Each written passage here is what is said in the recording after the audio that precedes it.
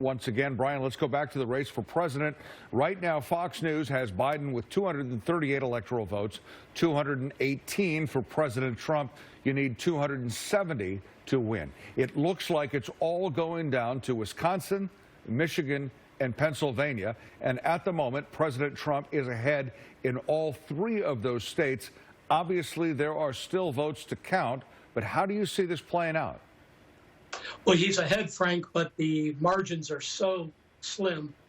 Depending on who is left to count, that'll be the decider. We're not going to get any results tonight, or definitive results, clearly from Michigan or Pennsylvania, and quite possibly now not from Georgia, where the president holds, according to what we're hearing, a slight lead, but a lot of votes in Fulton County, which of course is Atlanta. And that's a big urban center. So the president, as I mentioned before, has a pathway to victory. But if you're Joe Biden, you're feeling pretty good right now. Brian, the coronavirus has been such a big player in all of this, just in the way it's changed the dynamic of the race. Do you think it had a big impact on voters going to the polls today? I think we know it did. We know from exit polling and interviews that people have more confidence in Joe Biden going forward on the issue of coronavirus, going forward than they do Donald Trump.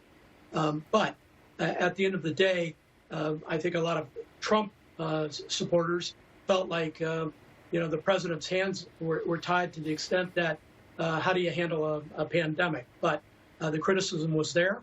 It's palpable among voters who are voting against Donald Trump this evening that coronavirus did have a big part of their vote, and we're seeing it at the polls.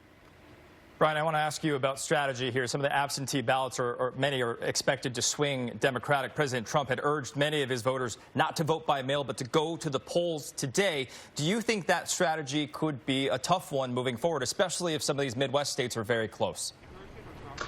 It could be, Greg, but I think what we have seen is a lot of enthusiasm among Trump supporters.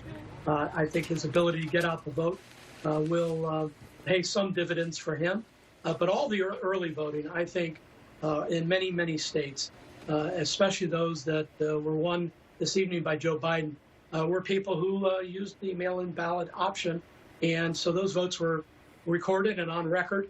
Whether there is enough of a surge in some of these states for Trump to either maintain a lead in some of these states or to hang on to an ultimate victory at 270 electoral college votes is open to question. But what we know tonight is we won't know anything tonight.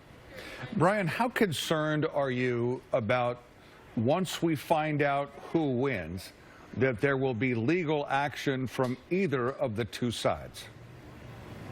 Frank, both sides have lawyered up, as they say.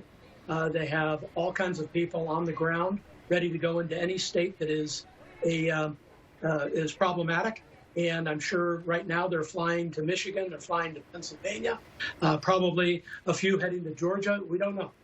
But it's highly likely we will see some litigation coming out of this because that seems to be what we're used to now. And if you look at the total number of votes cast at this hour, it's Biden 64 million, Trump 63, roughly in that neighborhood. So America is right down the middle on these two candidates. And we are watching, Americans watching, the world watching. We'll let that be the last word for now. Brian, we'll check back with you a little later. Thank you. Perfect.